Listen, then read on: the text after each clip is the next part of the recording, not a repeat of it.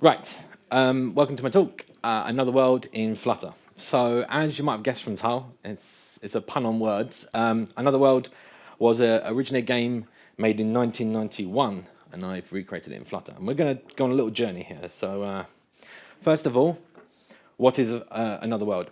It was released, as I just said, in 1991. It's a cinematic platform adventure game. Cinematic being the key word because it really felt like you're in a film. And in 1991, that was revolutionary. So it was first released on the Commodore Amiga. If you're from America, you probably know it as Out of This World.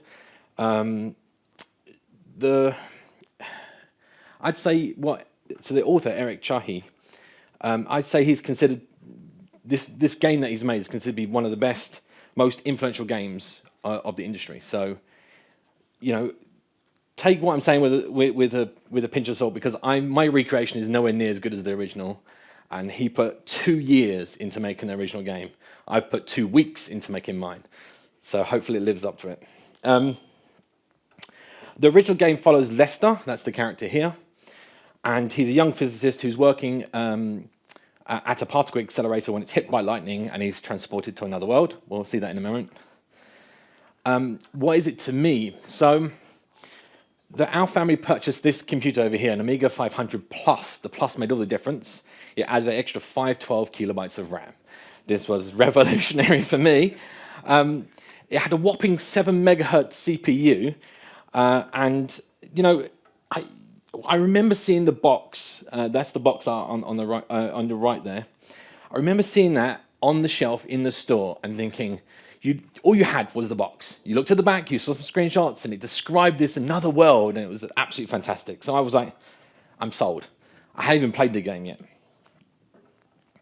So another thing to say is that I played this one in 1995. It was released in 1991, and back then the game seemed to have a better longevity than they do now. I think it's mainly probably because the way you learned about these things was going to the shops, and it took a long time for these boxes to go around the world and ship out and so on. So we didn't really have the internet back then to kind of just instantly download and instantly sell. So this had a really long life. Anyway, Eric, when he made this game, he made it specifically for the Amiga at the time, and it takes really good advantage of the custom processors that are inside the chip.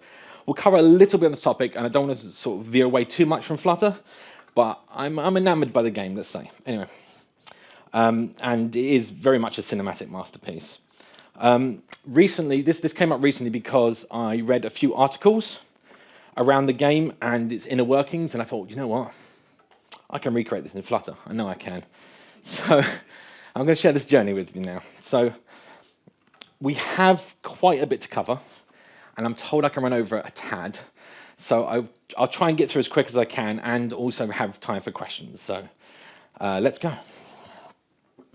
So I'm going to play this clip, which is, hopefully somehow I can do this. And we have sound, hopefully.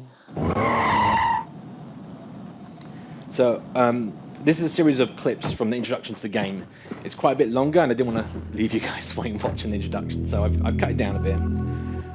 It might be hard to see the quality differences because they are sort of resized down. But the original on the left here is 320 by 200, 16 colors, and the one on the right is a port that's using the 20th anniversary graphics. That's the backgrounds, and this obviously scales to your display resolution. I've got it running at 4K at home, full FPS and all the rest of it.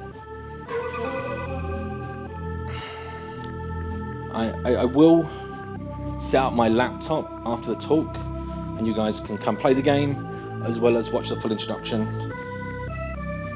I'm just going to let this play out just for a second. It's only about a minute long. So the right one is actually captured from Flutter.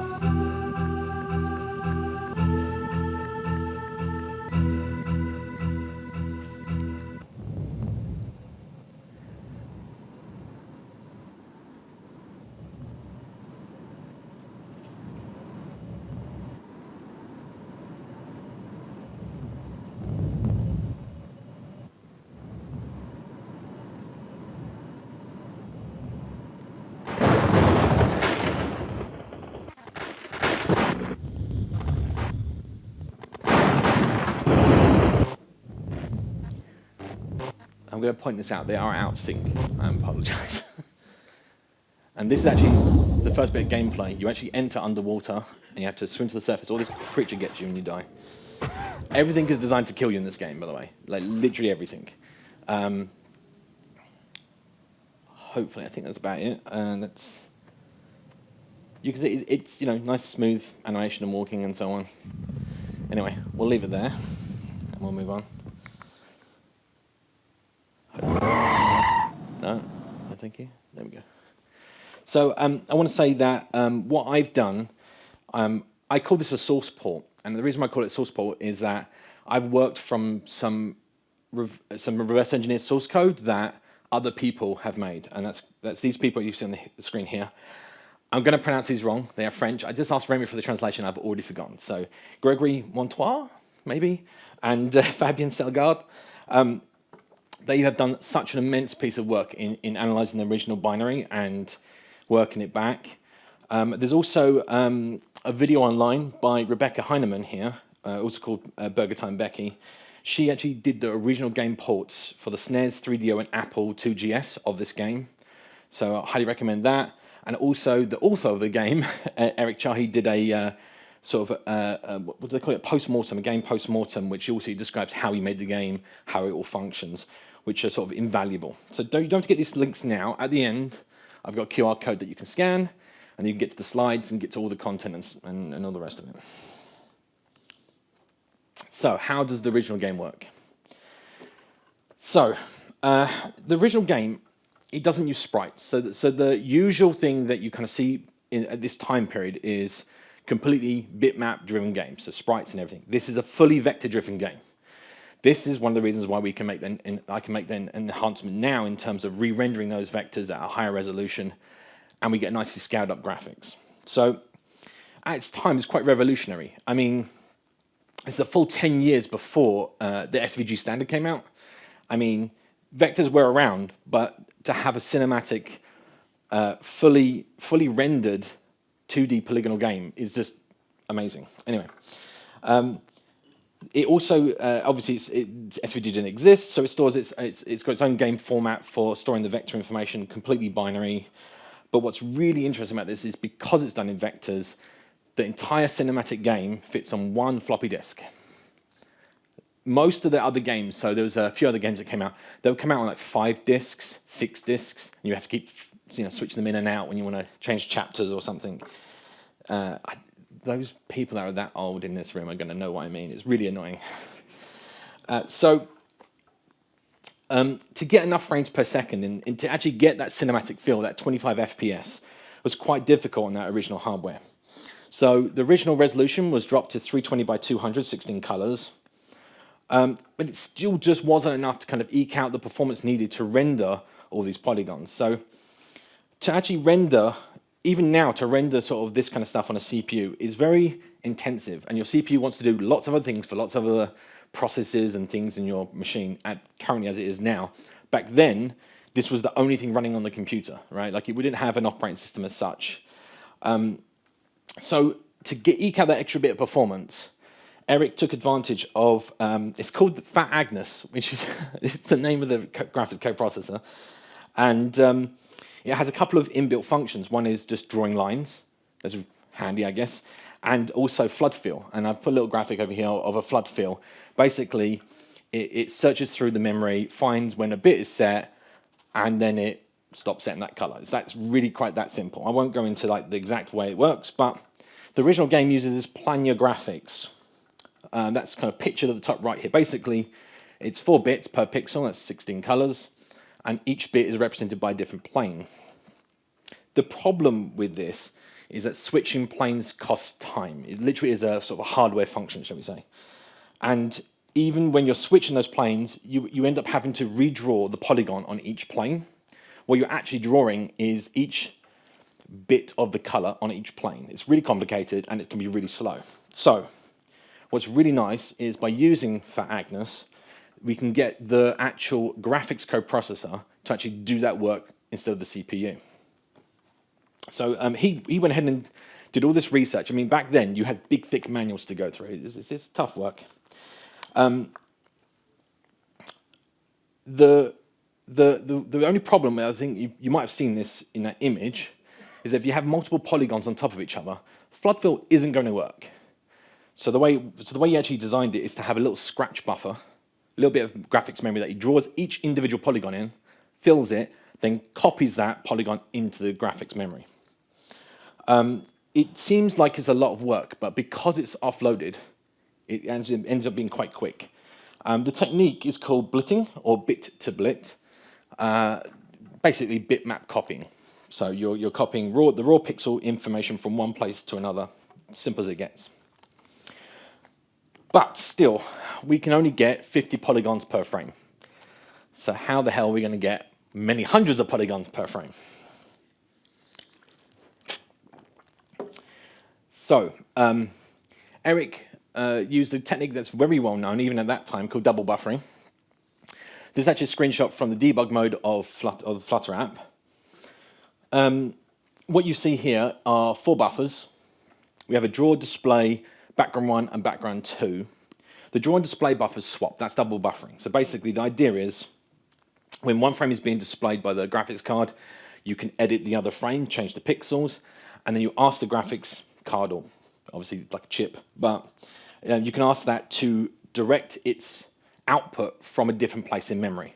So in other words, you're drawing to one while the other's being displayed, then you tell it to display that one, and you can draw to the other one. You kind of flip back and forth. This is double buffering. It takes up twice as much memory, yet no one ever sees the pixels being drawn, which is, in the old games, if you ever see like videos of old games, you'll see them actually draw the pixels on the screen. It's that slow. So, and just to mention that all this copying back and forth, and any of the work that's actually done here, a good example of this is that the purple buffer is being copied to the red one, the text is being added, that is being copied into whichever one is not being displayed, and then the cursor is being added and like made to flash in this case, and it swaps the buffers. But all of that is actually done by the hardware. That's done by Fat Agnes using what's called DMA, direct memory access. I'm going to try and skip past this. I want to talk about it, but it's not that interesting right now. Right. So tooling is really, really important. Even in modern times, back then doubly so. So Eric actually created a polygon editor. These are screenshots from the original editor. And it was creating GFA Basic, which was like a standard basic that came on the Amiga. And he made his own custom, as I said earlier, he made his own custom graphics format. And this also allows him to keyframe animations, which is kind of what you see on the far right there. As I said earlier, the Amiga was very powerful, but it had a really, really powerful feature that no other computer had at the time. This was called gen locking. Basically, it meant that you could actually input an external video source, and it would take the sync from the external video source and sync its output to that. I haven't got it pictured here, but basically it means that you can overlay the computer graphics on top of the, you can do the computer graphics on top of a video. So in this case, he took video of himself picking up a paper gun, a cardboard paper gun, and then traced that out. This is what we call rotoscoping currently. And this is, back then, this wasn't a normal thing to do. This was quite amazing at the time. And now rotoscoping is a technique that's considered pretty much on every modern sort of VFX platform. You're going to be doing this in some fashion. So this is quite something.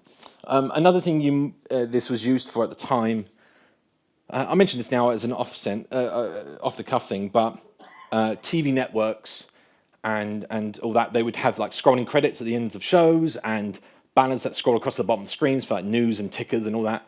That's done with this same technique. So the original game is, the entire thing is actually a scripting and rendering engine. To actually have a game engine and then to build your entire game out of a scripting language was also quite revolutionary at the time. Now it's considered standard. So there's nothing to shrug at here. Anyway, the entire game was handwritten in 68K assembler. That's not what's pictured here. And that totaled only 20 kilobytes.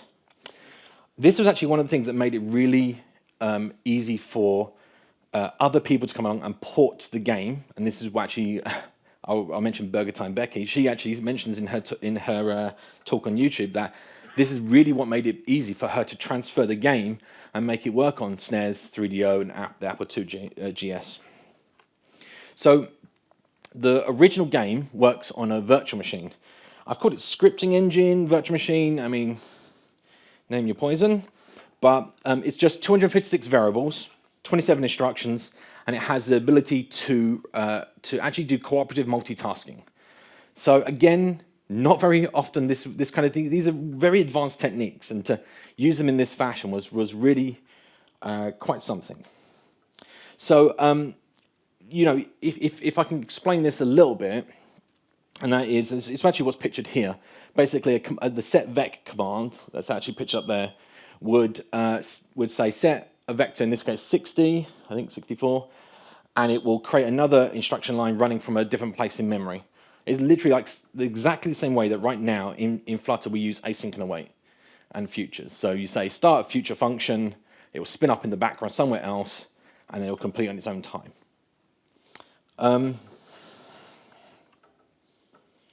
Yeah, I could take you through this. I'm just conscious of time because I forgot to start my timer, so I'm going to crack on here. So, Flutter recreation. One of the things that's obviously really difficult when you're sort of tackling a project like this is that you don't want to have to redraw or regenerate all the original game data. But that also now leaves you with the problem that you need to parse or examine the original game data. And a lot of the time, the way that we work with data now is not the same way they would have worked with back then. 1 bit in memory is important then. Now we deal with 32 bits and it's just, oh, everything's just 64 bits. That's it, done, you know. So when we're dealing with this kind of data, what we don't want to have to do is recreate all those graphics. It would take a long time. I've got no interest in doing that either. So instead, we have to pass the original game data byte by byte. The simplest way that I thought of in terms of doing this was to read the files into my own classes, into my model, taking that model and then rendering out to the Canvas API, which you'll know if you've ever used painting in Flutter, and just render paths with colors. Well, it's not that easy, and we'll get there, but it's essentially how this is all working. So what you see pictured on the right is the new engine, and I've just put borders on all the polygons so you can see them. But again, the next thing is, well, it's great that we've spoken about this, but then how do we know where to place the polygons and how to animate them? That all comes from the virtual machine that we've just been talking about. So in the Flutter world, I've just created a ticker. So a ticker is underlying API for all animations in Flutter, and it basically schedules a piece of code to run whenever a scheduled frame is asked for. So this allows us to run some code. Then the output of that code is normally a build. Build then goes off, does layout and render. So, as I was saying about the multiple tasks, what we basically want to do, is pictured here on the right, is execute each task that's been asked for by the virtual machine on each frame. So it gives, basically what you're saying here is we're going to give a task, a piece of time from the processor on each frame. This means that we can now sort of have those animations and keep things going. I did mention earlier it's only got, I think it was 27, 29 instructions. There's actually, it's a little trick. The 2 upper bits of the opcode actually are groupings that allow you to draw polygons. I call them sprites here, but they're just more polygons. And that allows it to sort of use the opcode bits themselves to say, oh, I want to draw you at this X position or this Y position. There's some sort of speed ups. I wanted this picture here. These are literally all the opcodes and all the instructions. That's literally what I did in Dart. We can go through the code hopefully for this time, but it's not all that complicated. I haven't had to recreate any of the game logic. All the game logic is in the original bytecode, and we just interpret that bytecode as seen here, just like byte by byte, we read it out of a buffer and run the appropriate code. Each of the instructions themselves change a local state. My original concept for this is that a lot of modern sort of takes on old games will allow you to save the state, so pause the game, save it, and come back to it. In the original game, you just flip the switch, that's it, game over. You have to start all over again. you don't really want that with a modern game. So the idea here is that we manipulate this local state. I haven't pictured the variable here. It's just a little class with some variables in it. It's nothing amazing. And the idea is that if we serialize that and to disk and deserialize that, then we can save and load our state. So we also make use in a few places. So the original game was to be run on a 16-bit machine. That's what the Amiga was. We actually make use of this two-signed. This is actually on int.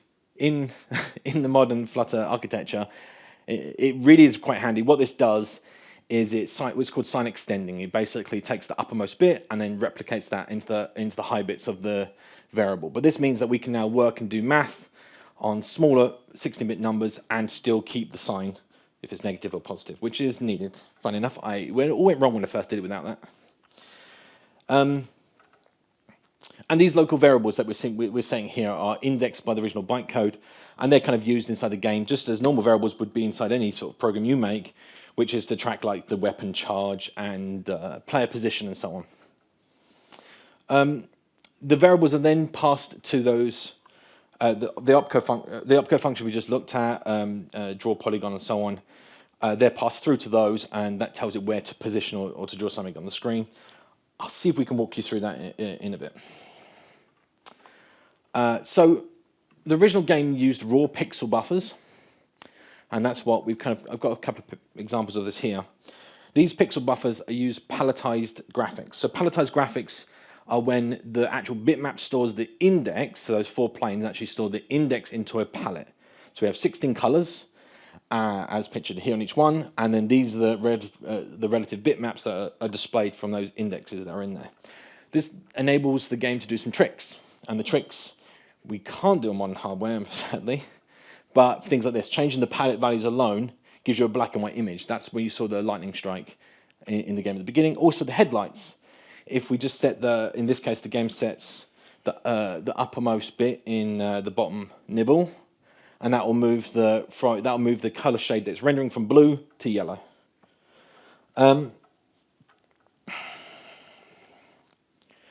As I said, sadly we can't do this in Flutter because even with hardware acceleration, we can't get this data over to the graphics card with Flutter, not make it platform independent. There are a couple of ways to approach this kind of problem, and what I was looking for was the most Flutter way of doing it and the least sort of non-Flutter way of doing it. You could go all the way of saying, I'm going to make a... in fact, I think I'm getting ahead of myself. Let me just check. Okay. So at the moment, if we did this at high resolution, we would have to take all the pixel information, process them all on the CPU on every frame, and then change those palette indexes and color indexes and palette values into an RGB bitmap, and then use I think it's decode image from pixels global function in Flutter to actually decode that. But I think I tried this a few times before, and you kind of get about 10 FPS at like 4K. It's just not going to happen. So what can we do is the question. So I'm sorry for the screen full of text, but I'm going to walk you through this. So as I said, we can't really do this with fragment shaders. So the fragment program in Flutter at the moment doesn't allow us to specify that much data. So we can't give it that many vector points or information to render this. So yeah, sorry, can't do that. As I said, we could manipulate a direct pixel buffer and use the decode from pixels function. But again, the problem with this is that the end buffer that you make, it's processed asynchronously. So you send the original buffer of pixels over to the rendering the sort of Sky engine, and then that's going to return back a reference, and that reference is a UI image. It's not the image widget; it's the same class name image, and that is it's an immutable structure that literally just points to a bitmap. The general idea for the reason why Flutter actually does this offside here is that it means that it can reference that by its ID. Let's say it's given an ID. Once it's uploaded to the graphics card on a previous frame, it doesn't have to upload the bitmap again. So this is an advantage that you get for free when using Flutter. However, when you want to change the graphics on every frame, it makes it very difficult. So if we want to change this issue, please vote on this issue ticket, 37180. This is the one that actually kind of covers basically, first of all, doing synchronous rasterization of images, and then also, hopefully, then that can then drive editing of them. So there's a couple of ways we could do this if we wanted to use OpenGL, but then that sort of precludes Mac without then going down to sort of Metal and doing lots of low-level stuff. So how can we do this with Flutter? So most modern 3D accelerated graphics at the moment, most modern frameworks, use a series of commands and they're replayed on the graphics card. So in Flutter, this is how Flutter works under the hood. It's called a display list. This is how I've made my displays, but it still uses display list itself. The way it works is in Canvas, when you call those API functions, they're not run at that time. All it does is it records them, and it records them to what's called a picture. If you go look up the picture class in Flutter, you'll find out. So a picture then is sent over to the graphics card. Well, it's actually sent over to the C++ side, blah, blah, blah. These are replayed with Skier, line by line, as you've asked them to be played, with all the parameters that you've asked for, the paint, the color, the stroke, whatever it is. And eventually this makes its way as commands over to the graphics card, and those are run on shaders and other advanced stuff to actually render the pixels. This way, again, it's that same thing that the original game did. It offloads all of that stuff from the CPU to the GPU to do. So I want to replicate that kind of thing, but again, I don't want to deal with the lower levels. So it's really simple. We make a class called display list, and we put a list in it of commands. It's that simple. The idea here being that as the game wants to render something, we add it to the list. And once the game wants to update the display, that's when it would swap those two buffers. We tell Flutter to now render this display list in a paint, in a canvas, sorry, on a paint function. So, yeah. Interestingly, there's actually in the game there's a screen shake effect, and I put off doing the screen shake effect to the very end because I was like, I don't know how I'm going to do this. I don't know how I'm going to do this.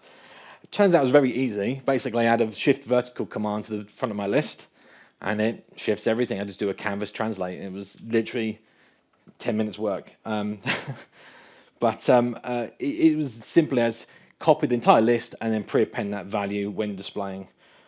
We can take a look at some of this, or you can look at the repo afterwards.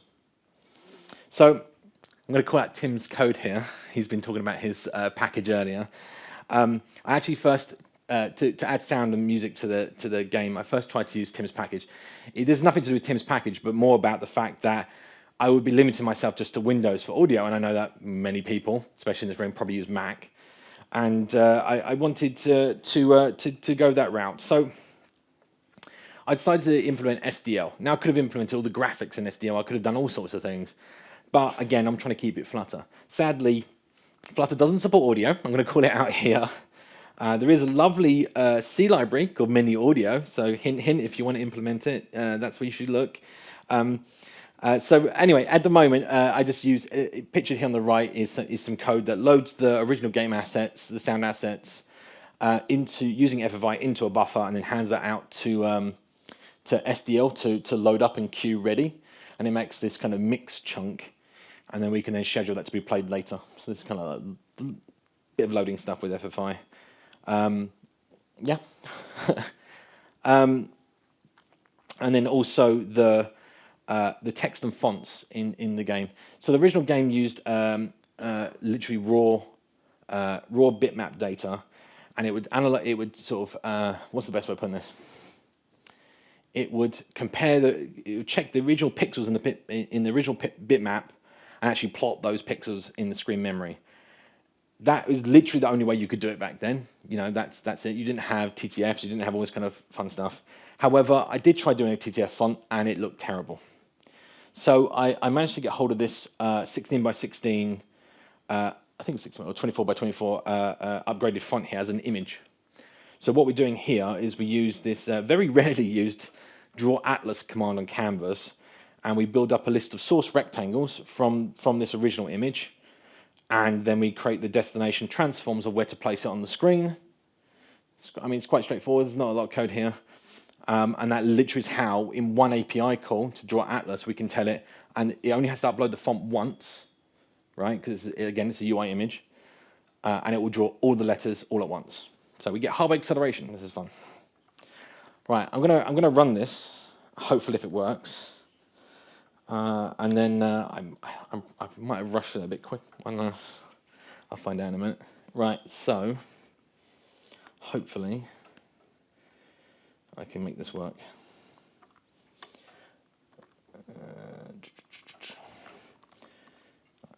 I'm just going to do Flutter run. This is going to take a second. Do we have any questions while we're here? I don't know. Do we have a mic? No, we don't have. No? Only yours. Oh. Well, put your hands up if you're interested in asking any questions. In the meantime, it's compiling. Do I have anything else? I will bring up some slides and then we'll jump back. There is one question. Yes? How did you do the screen recording? Did you just do normal screen recording, or is that something that's coming down the line? Well, two things. So first of all, I did actually just do a screen capture myself, and it rushed it just the other morning. But what you're probably talking in reference is there's a few people in the community that are working on some screen recording techniques with Flutter, and an open source package should be coming out very soon. We'll leave it there. Sorry. Let's see if there's. I can't even.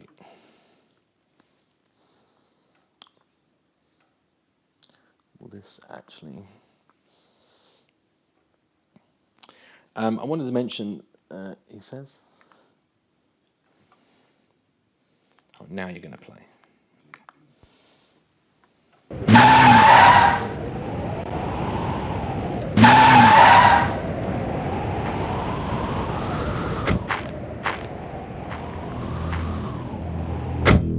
I'm going to bring it up if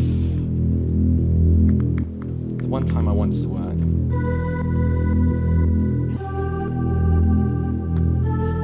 My input doesn't work. This is the worst thing ever. Well, I'll bring it up. So this is what we just saw, the introduction. I'm going to skip. I'm hoping I'm going to skip.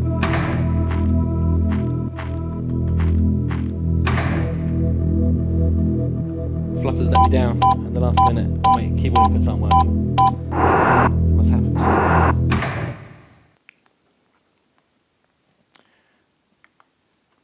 This doesn't want to focus. I'm going to try this a different way. It's always going to be the last thing I want to try. Sorry. I'm going to mention these couple of slides and I'll get back to it, and I'll take some more questions if there's any. You can get the original game on Steam, on GOG.com, and also it's released on the Nintendo Switch very recently. Please support Eric. He put a lot of effort into this original game. I'm just working on top of it. And the repo is up there. You can get on S-Lite for another dart, or scan the QR code at the moment, and that will take you to the slides where you can get the links and all that kind of stuff. I'm going to see if I can get this game working without doing Flutter run from the command line, because I think it stole the keys. Fingers crossed. And then I'll share the screen with some code if anyone's interested, and we'll go from there.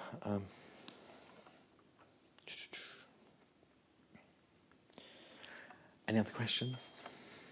No. Well, we can walk through some code. Are you running debug mode? Yeah. Can you repeat the question because? Yes. Yeah. Have a question? No. No. Let's see what happens. This is so interesting. I'm sure. Let's. Oh. Yeah, I was going to say I'll change the screen share, but let's decide. Try again. Hey, it's working. So I'm going to pause it there and mute it. So these are the 4 buffers, and then if I unpause it, you'll see that that's the background buffer that's copying over into this foreground buffers. We're going to skip into the actual game here. So you can actually skip levels at the top here. You can load any level you like. At the top of each frame here is the palette that's currently using. and then the buttons in the top right are just sort of debug to turn off like mute, whatever we want. We also have borders, so you can see those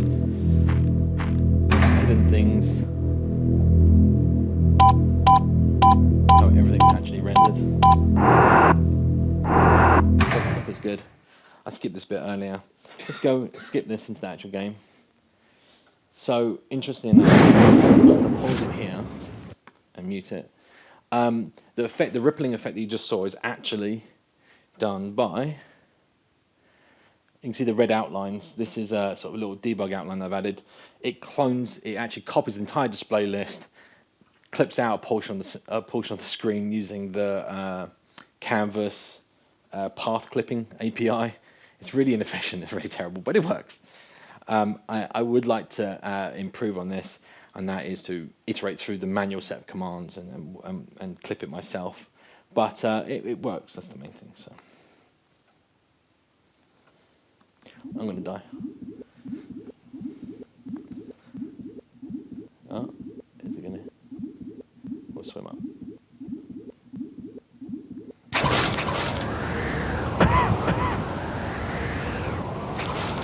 So, this is the character, Lester. It's the screen shake effect I was talking about. And, you know, this is the game. I'm gonna die on purpose.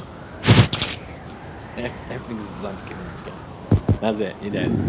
Don't run into those, they'll kill you. And then the same sort of things. We'll skip ahead here. I've played this so many times, I think I could speedrun the entire game. This is what happens when you're debugging it. Let's skip in, and then you guys can actually have a go on this afterwards. Come on.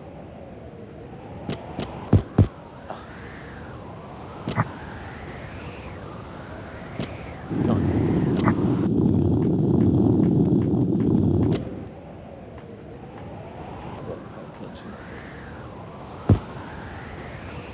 It literally, like, they'll just drop on top of you and kill you. Okay.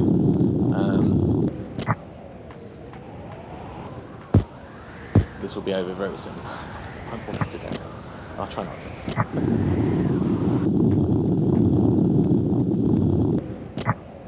Right, that's it. That's all of those out of the way.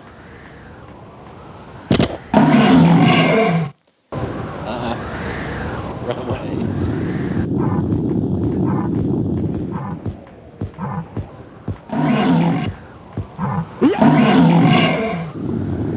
And this is what I mean by cinematic platform. I mean, nothing existed like this, you know. Run fast.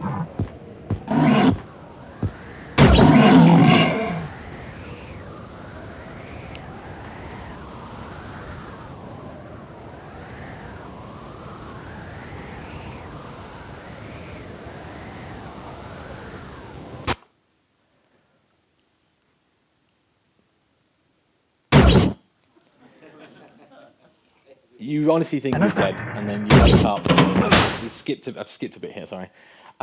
You move the cage and you fall. And he's now your friend. He was in jail with you.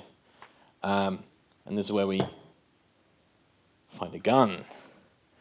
So he says, if I've clicked off. Oh no, I've lost focus. There we go.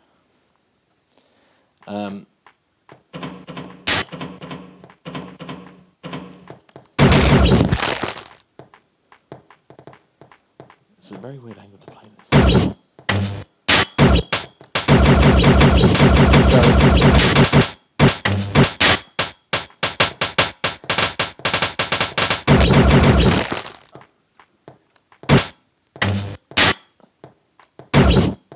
You hold the fire button down. Come on, open the door. So the original game actually, I'm going to pause it here for a second. You'll see like a weird effect here I haven't solved yet, which is the original game would copy a portion of the screen so we didn't have to redraw the characters during animations. And you've got this weird board at the moment, I don't know why.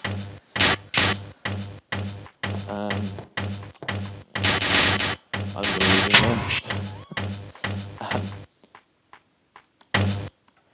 there. I know too much about how to play this game. I'm skipping it. But I won't play the entire game, I promise.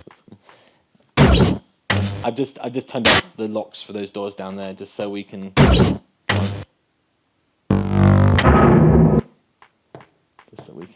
get through without this guy.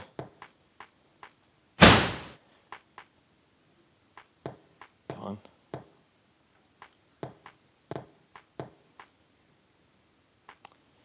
Must I?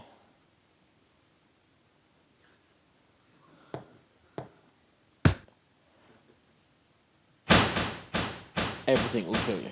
Just like, there you go, like that.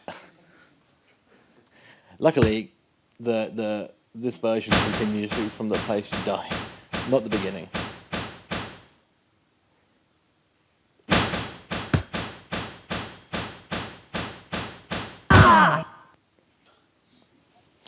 Yeah, this is fun. Right. Actually, I will just see if I can just quickly get past this bit because there's an interesting bit, and then I'll leave some questions, hopefully.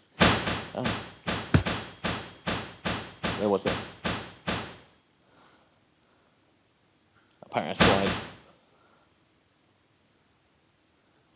Oh. That's that. Right. So I'm going to skip ahead here. There's.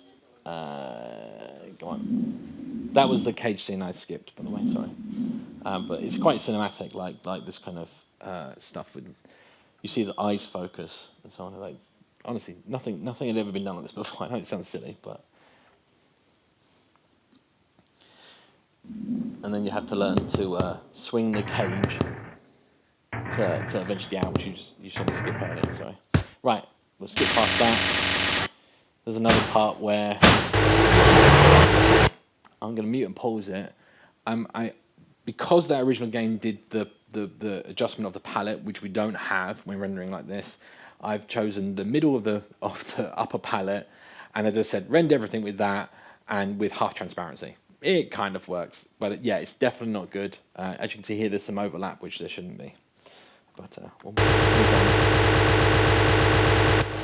So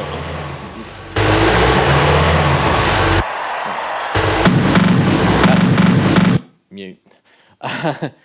This piece here. If I can actually get it to work upside down. No. It's all going to go fall apart when I need it most. Anyway, we're going to skip ahead. You launch an escape pod from the tank.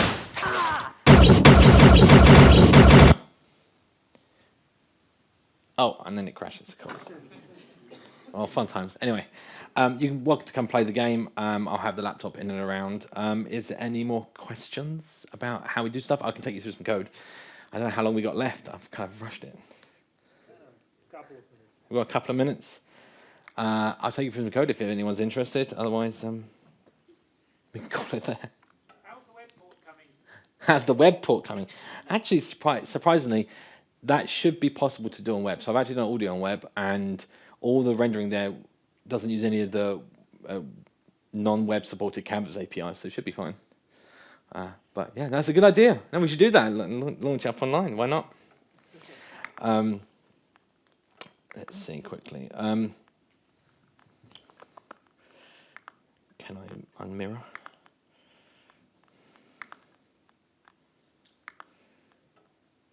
Oh, no, don't switch back.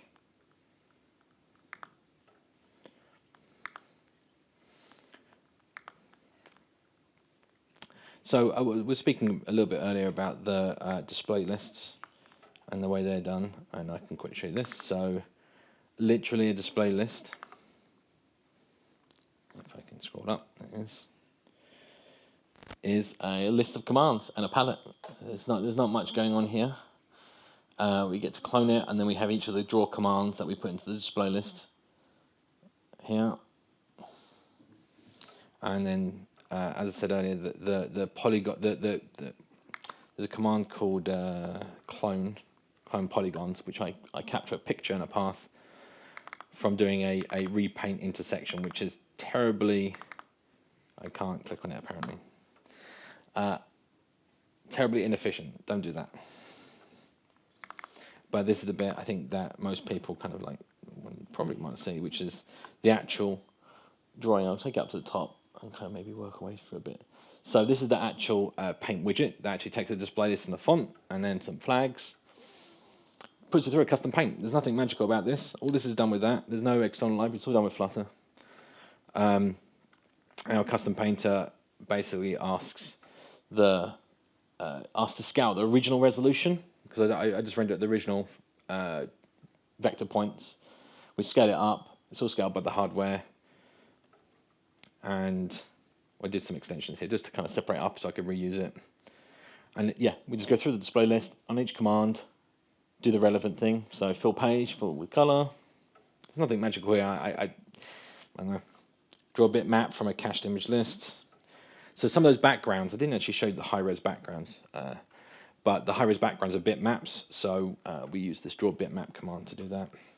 Eric realized 2 years into making the game that he's going to spend another 2 years if he had to make all the backgrounds in polygons. So he decided to sacrifice a little and do bitmap backgrounds for the latter half of the game. You don't notice the difference because it's all 320 by 200, but on a upscale version like this you do, so we've got higher res graphics for the backgrounds. And drawstring. And the vertical, as I said, the vertical offset is just translate the canvas drawing. It's nothing, magical, as they say. Yeah, and then this is our simulation of transparency, which is really crap right now. I'm trying to think of a way around that.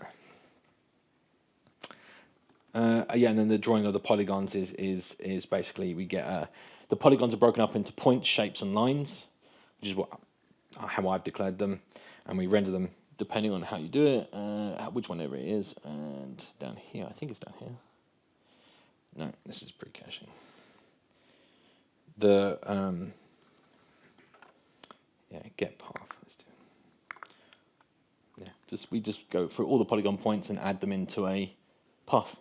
So there's intent to close. It's all standard stuff. I think the real, it's such a fun game to play, but really it comes down to Eric and what Eric originally made. What I've done is just a little engine to make it load with Flutter. But yeah, it's fun to play. I think that's it then, unless there's any questions. No. All right.